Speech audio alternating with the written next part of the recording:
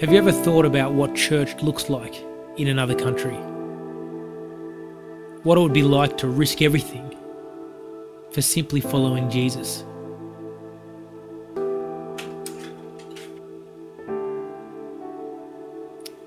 It's 1949 and the People's Republic of China has just been established. China is ruled by a guy called Mao Zedong, an atheist and communist dictator who seeks to destroy Christianity at all costs.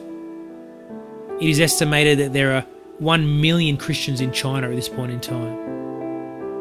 And for the next 30 years, they face severe persecution.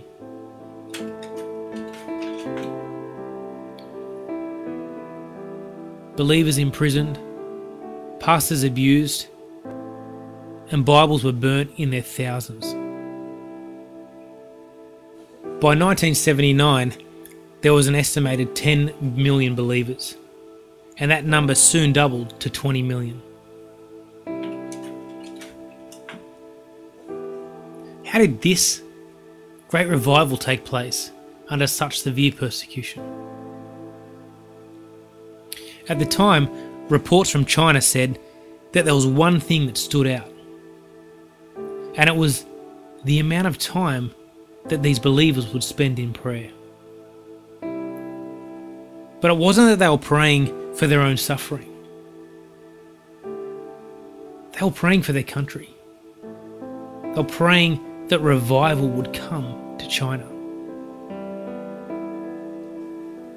This is where the revival started, with prayer. There were so many believers in China, but nowhere near enough Bibles. Over the last 30 years, Open Doors has delivered more than 40 million Bibles and pieces of Christian literature into China. Today, there are an estimated 80 million Christians in China, and there is no longer a Bible drought. But this isn't the end. Christians are still being persecuted. House churches are still being attacked and shut down, with members beaten and imprisoned. But what if this revival has only just begun? What if we prayed for revival in other countries, or revival in our country? Pray. Pray for the persecuted. Pray for those people who share our faith, but not our freedom. Pray for the people who constantly live in fear for simply following Jesus.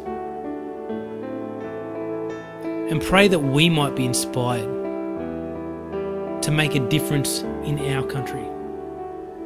No prison, no border, and no door is closed to us when we pray.